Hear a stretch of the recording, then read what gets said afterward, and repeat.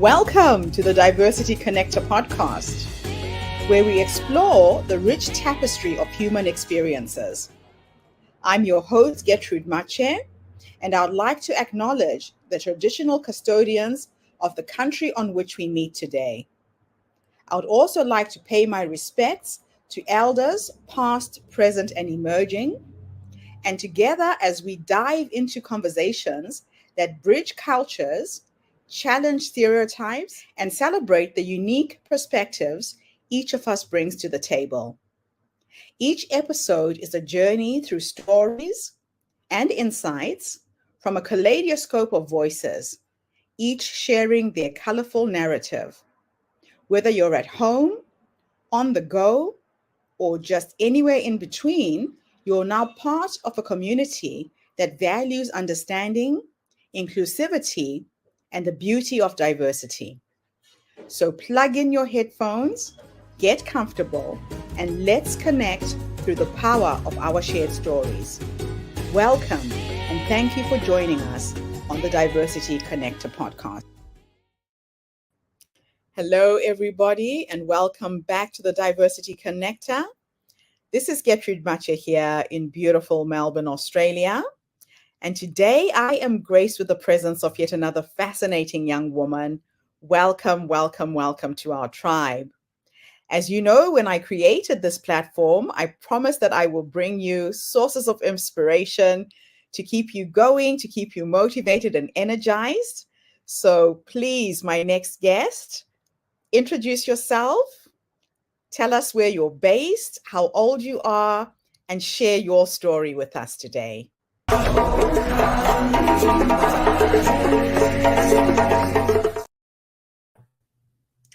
Hi everyone, my name's Judy Anderson-Firth. I'd love to start by acknowledging the traditional owners of the land I'm tuning in from today, which is for me the Wurundjeri people of the Kulin Nation, and pay my respects to elders past and present. And for me, the meaning of place has always been something pretty special. I grew up in the bush, in the Blue Mountains. That's not where I am right now. I'm in Melbourne, and I'm 34 years old. My current role is as the Group CEO of Euphemia, which is the family office for Australian Fintech entrepreneur and investor Dominic Pym.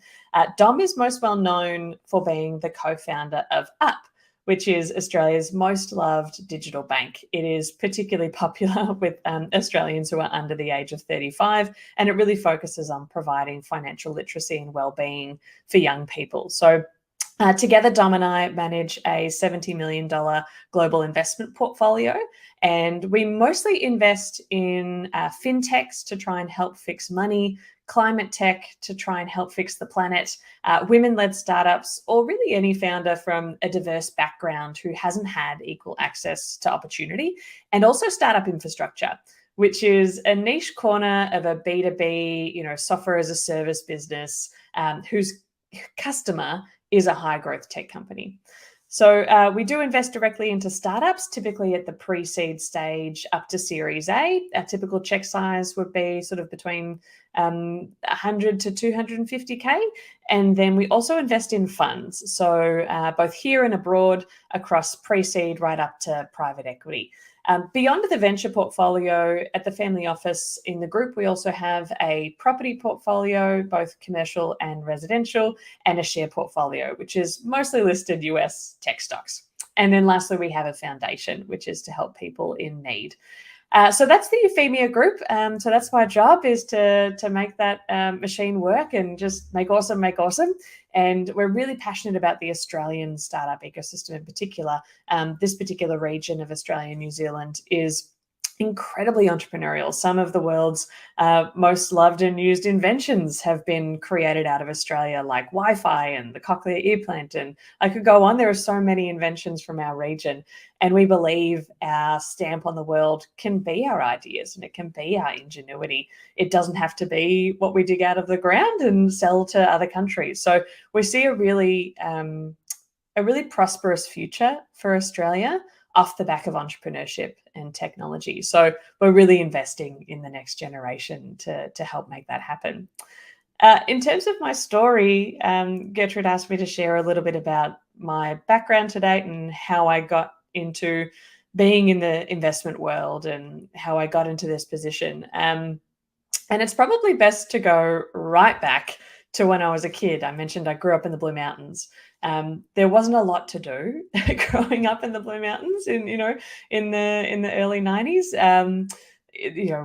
So playtime, was my dad taking me to a garage sale, and we'd go and buy a computer and bring it home, and we'd take it all apart, and then we'd have to put it back together again to make sure that it worked. And so I was fascinated with invention from a really young age, I think, thanks to my upbringing. But then going into school, I really loved business. It was one of those subjects that was just really natural. It came easily to me. I was curious about it, and it just really drew my interest. And then when it came to university, it was an obvious choice. Well, I love business and I love inventing things and I love solving problems for people. I should study entrepreneurship. And at that time, it was a relatively new degree. It was at RMIT University here in down to Melbourne by that point, so it was already home. And it just felt like a no-brainer. It was a relatively experimental course at the time, so sort of like a mashup of a business commerce degree with some sort of like guerrilla marketing subjects, or finance for entrepreneurs, or commercial law. But at that point in time, we weren't learning what you would learn today in an accelerator or any sort of startup program, where you would typically today learn, lean startup methodology, famously put together and advertised by Eric Ries over in the US, or you would learn how to raise capital for your startup. We were learning how to write a business plan. And so a little bit different, a little less practical. And so when I finished my entrepreneurship degree, I didn't quite feel ready to build my own startup. I still felt like I really didn't know how to go from 0 to 1. And so that led me to go to a larger enterprise. I thought, well, maybe I'll learn how to build a business from a big business. They've done it before very successfully.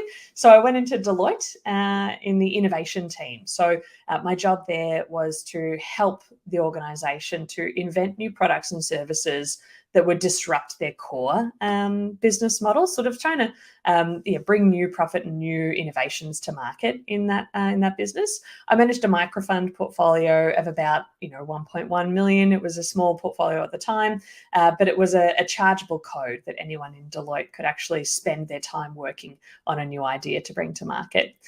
After that, I went into a niche boutique innovation consultancy because I'd seen what it looked like in one organization, but there were so many other industries I didn't know anything about. That was, finance and accounting and tax. But what about fast-moving consumer goods? What about property? What about insurance? What about the funeral sector? Like, there were so many industries that I knew nothing about. And so I went to a boutique niche innovation consultancy called Inventium, where it was my job to teach organizations of all different types of industries how to disrupt, how to innovate, and how to really protect themselves from the disruption of startups. So kind of working for the enemy at that point in my career, but it was fascinating. I learned so much there. My clients were your sort of ASX 250, so like Prudential, Blackmores, Lendlease, Lego, Google, like the list goes on. And during my time there, I ran a Silicon Valley tour where I would take some of our APAC exec clients over to Silicon Valley once a year. And we would tour them around the different innovative companies there, Facebook, Google, Meta, Box, etc. And in one of those occasions, we were in a boardroom session with Alan Blue, who's the co-founder of LinkedIn and former co-founder of PayPal, part of the old school, like San Fran, PayPal mafia, sort of Silicon Valley royalty. And he was just so inspiring, a true quintessential entrepreneur. And he really, really inspired me to go back to the grassroots. I'd spent, at this point now, my entire career working for large enterprise. When I really started, back at university and as a young student, wanting to be an entrepreneur, wanting to disrupt and build things from the grassroots. And I'd sort of lost that along the way in my corporate career. And so after that meeting with Alan Blue, I ended up coming back home and quitting my job and trying to find where are the entrepreneurs in Australia, like where are the founders? And that search led me to Startup Victoria, which is now known as the Startup Network. And that's Australia's largest community for entrepreneurs in the country, with over 60,000 people in the network. And so I ended up becoming the CEO of that organisation. And my job for many years has been in that role to help founders go from I've got a great new idea or I see an opportunity in market to an exit or success or whatever success might look like for them. And of course, that means I've seen and helped thousands of entrepreneurs build their businesses. And I feel like I've seen it all in my time at Startup Victoria: fast growth, slow growth, bootstrap businesses, venture-backed businesses. And it really is just like it's a wonderful place to work. I love entrepreneurs. They really are the people who fast track our communities and our lives into a different future using technology. And they get there significantly faster with significantly less resources than large incumbent organizations. And so it's a very passionate, inspiring place to live and to work. So that was my role prior to Euphemia, which is where I am now. So Dom and I actually met, the other part of Euphemia. We met during my tenure at Startup Victoria. He was one of my members. We had a growth club program at the time, which is for scale-up founders. So if you had at least $1 million in annual recurring revenue and you were scaling at least 30% month on month, that was a group where you could get together with other founders at a similar growth stage to you and just talk shop, like what are the problems you're solving? How have other people solved that problem? And it can be a pretty lonely road being a founder. And sometimes you just need people who get it to just listen to the problem. You don't actually need a solution. You just need to talk about it and know that you're not crazy and not the only one. And so that's where I met Dom, and it's been an enormous privilege to team up with Dom and build Euphemia. And this really is the next iteration of supporting the Australian startup community. So that's a little bit about my journey, where I've come from to date. Outside of work, I'm a wife. I love my family. I don't have kids yet, but I'd love to one day.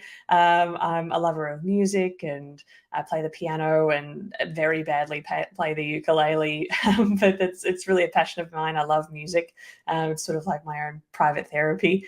And I am very excited about what this country is going to look like. So always trying to get involved in communities and local communities outside of work as well. So that's a little bit about me. So Gertrude, back to you. Absolutely wonderful, wonderful, wonderful to have you on our platform, Judy. What an inspiring story. In a world where people have ideas and they struggle to bring them to life, what is the driving force that makes you do what you do, makes you wake up every morning? What is it about entrepreneurs that is unique and that should be celebrated? Resilience. Absolute resilience. I think it's incredibly challenging. I think it's one of the most difficult things you can do is to build a business. It's really hard. Like, to build a successful company, to scale that business, it's very challenging. You are literally solving problems every day. When you're a founder and an entrepreneur, your job is to wake up and solve a problem, inspire people, get them to be on the bus with you, going towards whatever your mission or your vision is and building alongside you. You have to, as a founder, you have to be able to have a vision, have it be wildly ambitious, almost naively ambitious. And then you have to convince other people that you can achieve that. And then, you have to hire people and get people to invest in you, whether that's with time or money or energy or connections. And then you have to deliver. You have to execute that plan, and you have to solve all the problems that will inevitably come along the way. And so for me, I think to be an entrepreneur and to be the person where the buck stops with you on everything is a huge undertaking. And I just have so much respect for people who have the guts and the grit that's required to do that. Yeah, it does take a bit of grit. So right now you emphasize on making the awesome that makes the awesome. Can you delve a little bit deeper into this philosophy and what it represents for your company? Yeah. So the Make Awesome tagline is something that came up when we were doing a rebrand for Euphemia. The first iteration of our brand was just something that Dom and I put together in a keynote, over a couple of weeks. And we realized quickly that we'd sort of outgrown it. So we'd worked with an agency to do a rebrand, which you can see on our website, which is euphemia.com, and also on socials at Euphemia Invest. But that Make Awesome tagline is just really a summary of, like, I guess, our philosophy. Like, what we're trying to do is be an enabler, be a facilitator of awesome. Yes, we can do awesome things, and Dom and I have built awesome things, and we've built awesome companies, and we've had success, but now is the chapter to help other people be awesome, right? And so we're trying to be a multiplier where the work that we do today will hopefully impact hundreds of other entrepreneurs or thousands of other people with the tools and the products that they're building. So for us, we're trying to make the awesome, which is Euphemia, make the awesome, which is whatever every company, every founder that we invest in, they're making awesome. So, it's one of our filters when we think about our investment thesis. It's like, is this a multiplier business? So for example, when we're looking at two companies that we could potentially invest in, two founders, founder A is building a product or service that is like a widget for a particular product or a particular market or a particular type of customer. And founder B is building a platform which is going to help lots of other founders or lots of other businesses build their product or their widget for different customers. And so we're much more drawn to founder B than we are to founder A, because when we think about return on investment, we only have so many dollars to invest. We can't invest in everything. And so for us, when we're trying to maximize the impact of our capital, investing in multipliers and pieces of infrastructure that support lots of other people just feels really appealing, because it feels like the impact of our dollar just goes that extra little bit further. I love that. So what are the unique strategies that you employ to support startups and founders, ensuring that they not only succeed, but they also contribute positively to Australia's future and the future of the world? Yes, so the one thing is obviously having a great thesis so we can really refine the deal flow funnel, because we get thousands of requests for funding come through the door every year. And so we have to have a really tight thesis on what we will and won't invest in. And so the theses that I mentioned before around fintech, climate tech, women-led and startup infrastructure, that helps us refine who we're working with in the first place.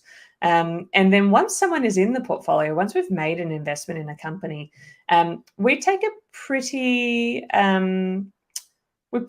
light touch approach in terms of enforcing our values on them, because we've already invested in people that we have a values fit with, people that we want to see succeed. That means that there's already a really high likelihood that we don't need to tell them what to do. They already know what to do to be awesome, right? They already know that they need to be recruiting for diversity. They already know that they need to be designing products with a diverse lens, that they can't just have an all, male, white, software engineering team or developing team, because they know that people build products that look like themselves. And so we know that they're going to hire for diversity in their teams, that their product caters for more people that don't look like them. And we know that because we've hired them, because we know that they're awesome, that they're going to make great decisions about the climate and be an ESG company and make sure that they're carbon neutral and, make sure that they're doing that. So there's sort of this underlying, very light touch, just filter of, we really try to only invest in people who would act like we would act if we were in the pilot seat and make those decisions around what it means to be an ethical company. We're not an impact fund specifically. And so I think that's where you would get a little bit more. If we were a dedicated impact fund, we would put more attention to having strict metrics and measuring those things and enforcing those things. But for us, it's more of a lighter touch, do as we do, thought leadership style approach. And then the other thing that we do for our portfolio companies, just in general, to help them be successful, is we plug them into our network. So both Dom and I have a very vast network of other entrepreneurs, other investors, professional service providers, lawyers, accountants, M&A advisors, marketing specialists, recruiters. So we kind of we know everyone that we think is awesome, that we would want to work with. And so whenever a founder in our portfolio has a problem, they know that they can reach out to us. And then if we don't know the answer, we'll point them in the right direction to the person who we would be solving that problem with. So that's fully accessible, sort of like that network effect. And they can contact, we've got a ream of about 30 different people that we send founders to regularly. And then we also do more like one-on-one strategic coaching, sort of like executive mentoring for the founders, and sometimes for people within the teams as well, not just the entrepreneur. And that could look like whatever the founder wants. It could be as light touch as, we're in a WhatsApp channel or a Slack group with them, and they message us from time to time with really tactical things, all the way to, a quarterly strategic offsite, or we observe their board. I love that. So in a realm of tech and innovation, what trends or sectors do you believe are pivotal for the future of Australia? And how does your company position itself to be in the forefront of these trends? So climate tech has to be one. So Mhm. it needs to be, right? Like our planet won't survive it not being a priority. And so we have to be investing in climate tech. And Australia is uniquely positioned, just I think geopolitically, to be a climate tech leader. It's something that I've spoken about previously with Jackie Vullings from Airtree Ventures, one of the VC funds that Euphemia is invested in. And she's got a great view on it, I believe, which is just really re-spitting what Jax has to say on the issue. But it really is like we have a vast geographical asset that we could be leveraging that we're not leveraging to the best of our ability. I think that means that we need some political innovation and some political disruption to change what success is defined as. So I think climate tech is definitely number one. Like Australia can be a world leader in climate tech. We don't have to follow Europe. We don't have to follow the US. We can actually be a leader if we turn our resources and our attention to that issue quite pressingly. And then, of course, another one just is our sheer technical capability. So when I think about the future of AI and everything that is happening in that sector, Australia has some of the best software engineers in the world. Like we're known for having great technical talent. Some of the best fintech applications that are used globally that aren't even accessible in Australia are built from Australia, are built in Melbourne.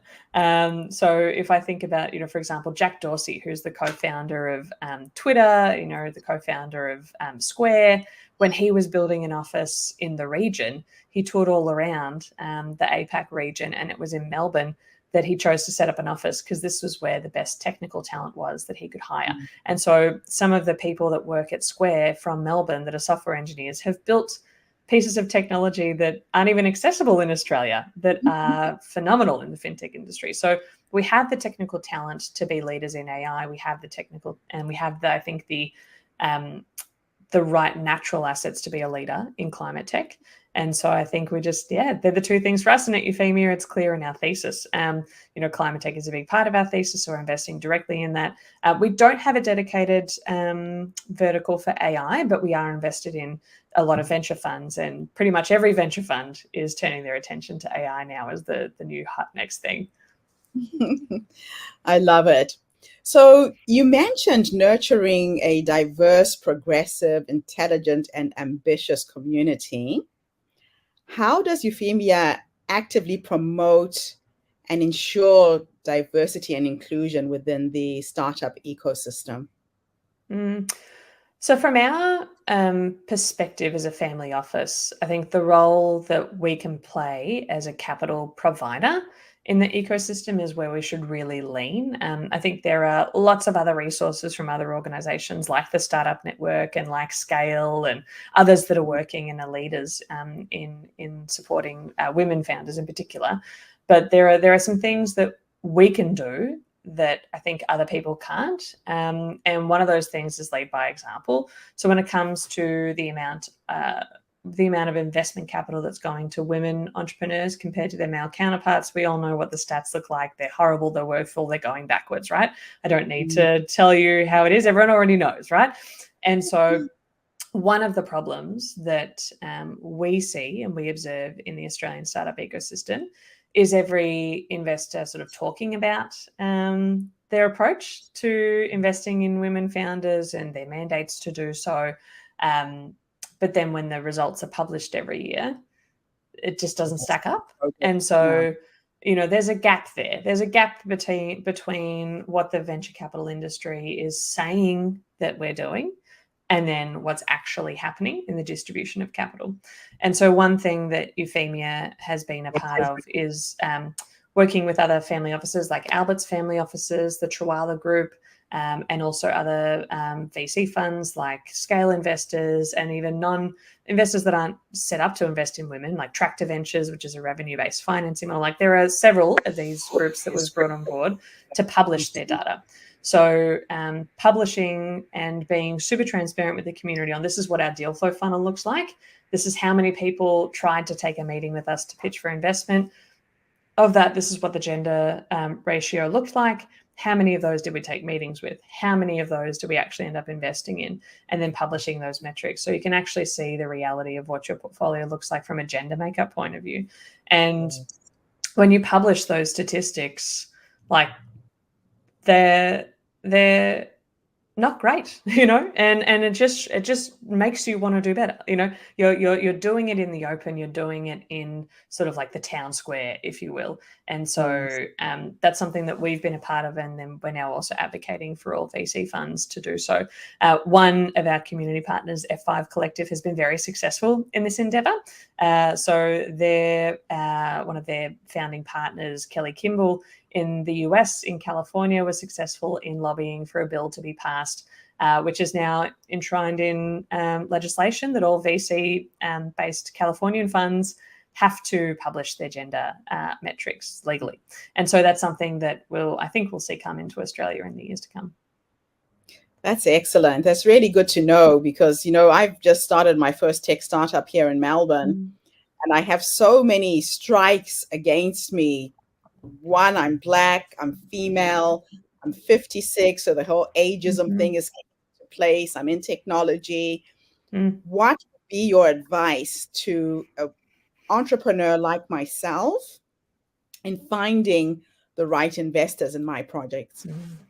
Yeah, I think you nailed it in the question. You have to find the right investors because the ones that pass for reasons of unconscious bias or otherwise are not the right investors, right? Like they, unfortunately, that just means that you have to take a lot more meetings, right? And it means that you have to fill the funnel with a lot more no's before you get to that yes. And so I do believe that it is to try and minimize your time wastage. It's adding into that funnel the ones who have a declaration on their website of their investment thesis that actively says it supports women or women of color or age diversity or whatever it is that is, for other listeners, whatever your slice of intersectionality is for diversity, like find those investors and those funds that publicly declare that they have a mandate to invest in people that look like you or sound like you or have a business like yours. So just like that's one thing is edit your funnel. And then I would also encourage, like one thing that we do know is that when women founders, from research, we know that when women founders are in a pitch meeting, they're much more likely to get asked questions about what would happen when things go wrong, as opposed to what would happen when things go right. Like we know that men get asked the question, how big could this be? Like if everything goes right, what does it look like? Whereas for women, it's, if everything goes wrong, how are you going to, what are you going to do? And so I think half the battle is like sort of knowing what you're going to experience when it comes to unconscious bias and then designing your pitch to sort of counteract those unconscious biases that you might be coming up against. So for example, knowing that you're going to get asked those sort of risk averse questions, those sort of downside protection risk questions, making sure you actually have the answers to those questions in your pitch deck, but then also the other side, which is opportunistic. So, in every pitch deck should be this is the worst case scenario, and here's the plan for when everything goes wrong. And here's the best case scenario. Here's what's going to happen like when everything goes right. And so I think making sure your pitch is really clear to cover for those biases when they eventually come up, because they are unconscious, and so, filtering your funnel, making sure your pitch deck covers for unconscious bias. And then the last thing is really just to run your own race at the end of the day. Like, I think I'm not a VC zealot, or capital raising zealot. Like, some of the best businesses that I've seen, they're independent, bootstrap businesses. And not saying that doesn't solve the problem, but I do feel like building a great, at the end of the day, no matter what the problem is, whether it's raising capital or finding good partnerships or getting a distribution network going, the best thing is always to be independent and to not have to rely on someone else believing in you. And so just building an awesome product that people actually want, that people actually love, because then that data also doesn't lie. Like, a really great VC should always see the data that your customers are telling them. So if you're building a product that is undeniably loved, if you have the metrics to back up your pitch, that like, it's not just you, don't believe me, believe the numbers. Here's the data. Like, look at the amount of signups that we got for our MVP. Look at what the churn is looking like. It's so incredibly low. Look at these new markets that we haven't even tapped into yet that look exactly the same from a psychometric profile, and they're going to be exactly the same using here's that. Like the numbers speak as well. They do. They really do. So let me finish my interview with one last question, and I'm going to have a little time experiment with you and teleport you into the future to the 90-year-old you.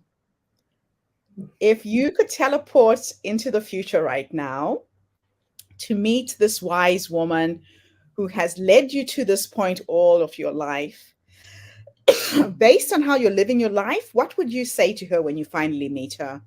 Oh my goodness. First of all, I would love to make it to 90. That would be awesome. I think if I was to meet the 90-year-old me, all I would want is to ask questions. Probably, like, what did she learn? What were the highlights? What were the lowlights? Like, hopefully there's, multiple generations coming after me. So like, what do they do, and what does life look like for them? And I think most of that conversation would probably be revolving around whether or not we did enough, to make the world a better place.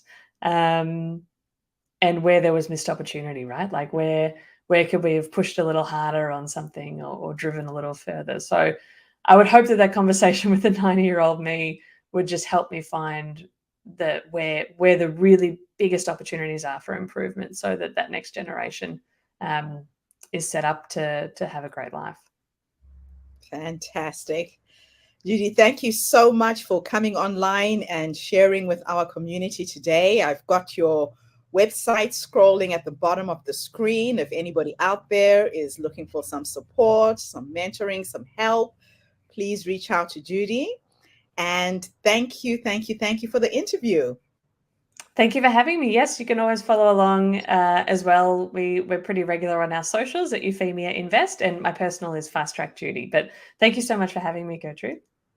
Absolute pleasure. And thank you to everybody who's tuned in today. The Diversity Connector is trying to bring people from different backgrounds to share ideas. I love the quote that says, "Success leaves clues.